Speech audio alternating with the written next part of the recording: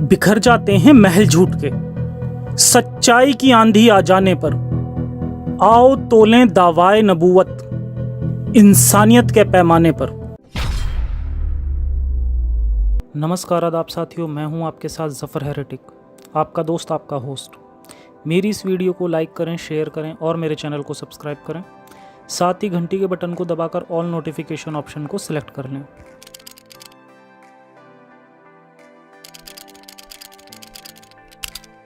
क्या मोहम्मद साहब सच में खुदा के भेजे एक रसूल थे? क्या कोई रसूल 6 साल की बच्ची से शादी कर सकता है? समझते हैं आज की इस वीडियो में। तो चलिए शुरू करते हैं बिना अल्लाह का नाम लिए।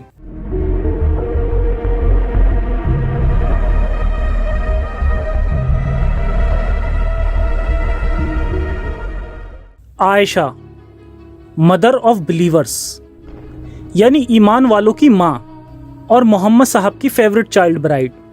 मोहम्मद साहब की तीसरी वाइफ होने के बावजूद इन्हें इस्लाम में बहुत बड़ा दर्जा दिया गया, जो शायद उनकी पहली बीवी खदीजा को दिया जाना चाहिए था, क्योंकि जितना मानसिक और आर्थिक सपोर्ट मोहम्मद साहब को खदीजा की तरफ से मिला, उतना किसी की तरफ से नहीं मिला। खदीजा एक ऐसी महिला थी जो न केवल अरबिक इतिहास में एक इंडिपेंडेंट औरत मानी जाती हैं, बल्कि अपने हमसफर यानी प्रॉफेट मोहम्मद का ख्याल रखने में और सपोर्ट करने में इनका कोई सानी नहीं था। दूसरी ओर देखा जाए तो आयशा मोहम्मद साहब की मुंह लगी वाइफ थी, जिसका रीज़न उसका कम उम्र होना और एक पावरफुल बाप की बेटी होना माना जा सकता है।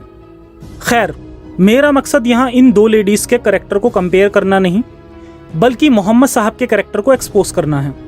मोहम्मद साहब की ज़िंदगी को देखा जाए तो ऐसे बहुत सारे एग्जाम्पल्स मिलेंगे जो उन्हें एक नबी तो क्या, एक अच्छा इंसान भी नहीं साबित करते दिखते।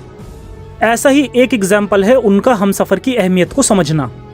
दरअसल हमारे नबी के दौर में हमसफ़र का वो मतलब था ही नहीं जो आज है, और दुनिया ऐसे ही दिन ब दिन बेहतर हो रही है, क्योंकि लोगों की समझ भी दिन ब दिन बढ़ रही है। ये फ़र्क तो शायद आप खुद भी महसूस करते होंगे कि 5 से 10 साल की उम्र में आप कितने समझदार होते थे और आज की जनरेशन उतनी एज में कितनी समझदार है। जब ये फ़र्क केवल इतने कम टाइम में इतना है, तो आप समझ ही सकते हैं कि उस वक्त के लोगों की समझ कितनी होगी। इससे आप ये भी पता लगा सकते हैं कि जब आयशा की उम्र 6 साल की होगी तो उसकी समझ कितनी होगी। जब बात आती है मोहम्मद साहब के 6 साल की बच्ची से शादी करने की, तो अक्सर मुस्लिम लोग कहते दिखेंगे कि उस वक्त जल्दी शादी होती थी। क्या ये आर्गुमेंट आपको उचित लगता है? क्या ये आर्गुमेंट देने वाले ये भूल जाते हैं कि आयशा से शादी के वक्त मोहम्मद साहब की उम्र क्या थी? हमारे प्यारे नबी तब 50 साल के थे और उनकी टोटल उम्र थी 63 साल, यानी अपने बुढ़ापे के 12 से 13 साल मोहम्मद साहब ने एक यंग एज वाइफ आयशा के साथ गुजारे। ये इस्लाम का इतना कमज़ोर हिस्सा है कि हर किसी मोमिन को इस पर बात करने में शर्म आती है, और आनी भी चाहिए। जब आज का कोई भी मोमिन अपनी 6 साल की मासूम की शादी किसी 50 साल के मौलाना या मुफ्ती से नहीं करना चाहता, तो वो उस इंसान को कैसे अपना नबी एक्सेप्ट कर सकता है, जिसने कि न केवल 50 साल के बुढ़ापे की उम्र में एक 6 साल की मासूम से शादी की, बल्कि 9 साल की उम्र में उसके साथ हमबिस्तरी भी की। बहुत सारे मॉडर्न मुस्लिम इस बात को झूठ कहते हैं और तरह तरह के बहाने बनाए जाते हैं, और कोशिश की जाती है कि आयशा की उम्र को 6 से 16 और 9 से 19 किया जा सके। लेकिन जब बात आती है मुकम्मल इस्लाम की, तो किताबें तो यही कहती हैं कि आयशा की उम्र शादी के वक्त 6 साल और हमबिस्तरी के वक्त 9 साल थी। आइए अब आयशा की उम्र को लेकर कुछ बहाने देखते हैं जो मुस्लिम स्कॉलर्स बनाते हैं, फिर उनके जवाब भी देंगे। अरबिक में 10-6 मतलब 16 और 10-9 मतलब 19 साल पढ़ा जाता है, और किसी तरह रावी 10 लिखना भूल गए। ये वाक़या क्या किसी 6 साल की बच्ची के बारे में हो सकता है? इल्म अगर इसको मानते हैं, क्या ये बात कही जा सकती है? तो इसमें हुआ क्या? हुआ ये है कि अरबी ज़ुबान में भी आदाद ऐसे ही बोले जाते हैं जैसे अंग्रेज़ी में है। यानी उर्दू में हम कहते हैं 22, तो 1 वर्ड बन जाता है। अंग्रेज़ी में कहते हैं 22, तो 2 लफ्ज़ बन जाते हैं। किसी जगह पर सित्तत अशर में से अशर गिर गया है। जी हाँ, 6 साल की मासूम से नबी की शादी करना बहुत लोगों से हज़म नहीं होता। अब इस बहाने का जवाब मैं नहीं बल्कि जाकिर नाइक देंगे। Now there are many so-called modern scholars who feel that it's not possible. That is the reason they try and justify and they say that actually the statement is 19 because in Arabic we add an ashra. So they said ashra, the 10 is missing. We said 10, 9 for 19. So the 10 is missing, therefore it sounds to be 9. Actually it should be 19. This is the assumption. But what we believe that after the Quran, alhamdulillah, is the saying of the Prophet Muhammad sallallahu alaihi wasallam. And we have to check whether the hadith is sahih or not. And we realize that this hadith of Sahih Bukhari, and alhamdulillah it's authentic hadith. So based on this again, what I believe that the hadith is authentic and even the age of 6 and 9 is authentic. गामिदी जैसे modern लोगों को जवाब जाकिर नाइक ने दे दिया।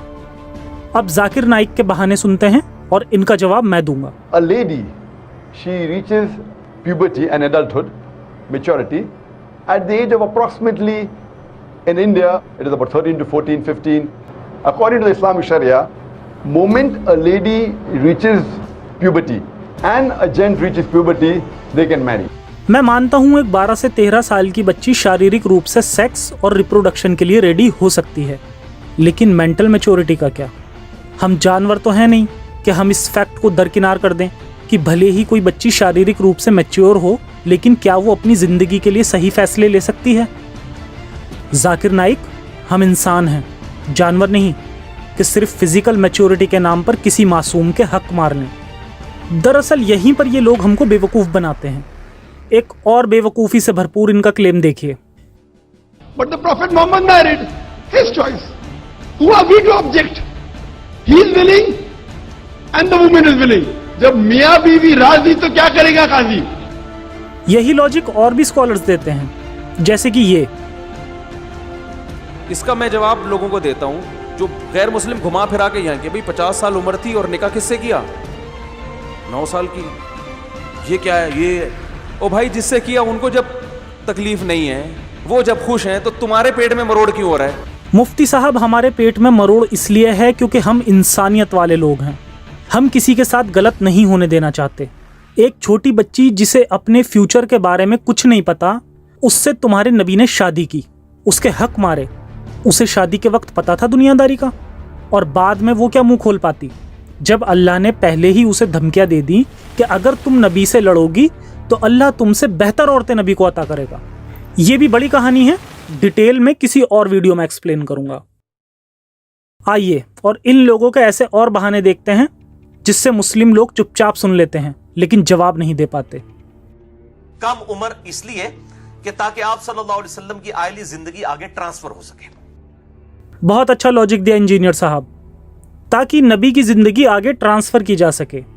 क्या आपका प्यारा अल्लाह अपने प्यारे नबी को लंबी उम्र नहीं दे सकता था? ये तौहीन लगवाने की क्या जरूरत थी कि आज जफर जैसे लोगों के सामने इतने बहाने बनाने पड़ रहे हैं? तरीके तो और भी थे।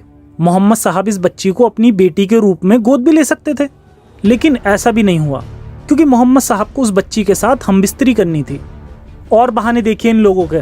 जब इनसे किसी ने पूछा कि क्या नबी की तरह हम भी अपनी छोटी सी बच्ची की शादी बूढ़े आदमी से कर सकते हैं, तो इनके क्या जवाब रहते हैं? Why did the Prophet Muhammad sallallahu alaihi wasallam married Aisha at the age of 9? And can one use this example to marry young girls?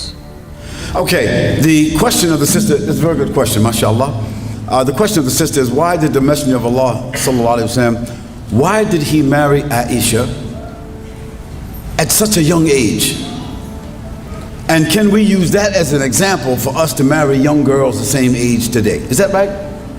So let's answer this question. It's a good question, and it's an easy question. Now the why of it, nobody knows except Allah.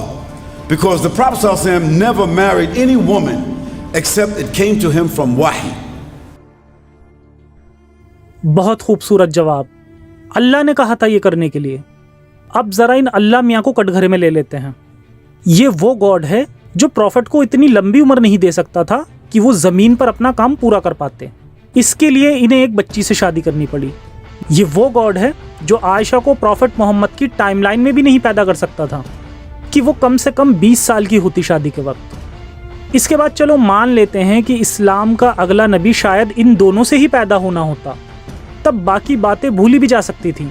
लेकिन आयशा से तो इनकी कोई औलाद ही नहीं हुई, यानी अल्लाह की मर्जी में सिर्फ मोहम्मद साहब को एक 6 साल की मासूम से हमबिस्तरी करवाना था। ये था अल्लाह का प्लान। अब आखिरी पॉइंट लेते हैं जिसका जवाब मैं नहीं दूंगा, ये आप अपनी अकल से पता लगाइएगा कि इसका क्या जवाब हो सकता है। मेरे अल्लाह ने कहा हबीब 11 निकाह कर, जिसको खदीजा भूल जाएगी उसको उम्मे सलमा बयान करेगी, जिसको उम्मे सलमा भूल जाएगी उसको सौदा बयान करेगी, जिसको सौदा भूल जाएगी उसको जवेरिया बयान करेगी, जिसको जवेरिया भूल जाएगी उसको ज़ैनब बिन्त हजश बयान करेगी, जिसको ज़ैनब बिन्त हजश भूल जाएगी उसको ज़ैनब बिन्त जहश बयान करेगी, जिसको ज़ैनब बिन्त जहश भूल जाएगी उसको अल्लाहु अकबर उम्मे हबीबा बयान करेगी, जिसको उम्मे हबीबा भूल जाएगी उसको मारिया बयान करेगी, और जिसको सब भूल जाएंगे तो एक छोटी उम्र की बीवी तेरे निकाह में देंगे, उसका ज़हन फ्रेश होगा, वो ज़हीन और फकीर होगी, उसको तेरे निकाह में रखेंगे, क्योंकि बचपन में ज़हन जो है बहुत फ्रेश होता है, दिमाग ताज़ा होता है, तो जिसको सब भूल जाएंगे उसको उम्मुल मोमिनीन आयशा सिद्दीका बयान करेगी। वो भूल जाएगी तो वो याद दिलाएगी। वीडियो पॉज करें और इस स्कॉलर को जवाब आप लोग कमेंट में दें। तो मेरे मुस्लिम भाइयों, सवालों की अहमियत को समझो और इन लोगों से सवाल करो। बहुत लंबे वक्त तक इन लोगों ने आपको बेवकूफ़ बनाया है, पर अब वक्त आ गया है कि आप जाग जाओ। इंसानी फितरत और खुदाई फितरत के फ़र्क को महसूस करो। इंसानियत को बनाने वाला खुदा कभी इंसानियत के खिलाफ नहीं जाएगा, बस इतना महसूस करने की देर है। हम इस्लाम को सच्चा मज़हब सिर्फ इसलिए मानते हैं क्योंकि हमारे बड़ों ने ऐसा कहा, और इंसानियत कहती है कि गलत गलत होता है, चाहे वो किसी ने भी क्यों ना किया हो। गलत पर अपने पेरेंट्स से भी सवाल कीजिए। फिर नबी तो 1400 साल पहले अरब में पैदा हुआ, हमारी ही तरह एक इंसान था जिसने हमारी जैसी ही जिंदगी जी और हमारी तरह ही ठीक और गलत काम करके दुनिया से चला गया। ठीक कम, गलत ज़्यादा। मानसिक गुलामी से आज़ाद होइए और आज़ाद ख्यालों के शख्स बनिए जो अच्छे काम करे बिना किसी डर और लालच के। सभी से गुजारिश है कि मेरी इस वीडियो को ज़्यादा से ज़्यादा लोगों तक पहुँचाएँ ताकि रोशन ख्याल हमारी ज़िंदगी को और रोशन कर सकें। बाकी आज के शो में इतना ही, फिर मिलेंगे किसी और एपिसोड में एक नए टॉपिक के साथ। तब तक के लिए सुरक्षित रहें, अपना और अपनों का ख्याल रखें। जय हिंद, साइंस हाफिज़।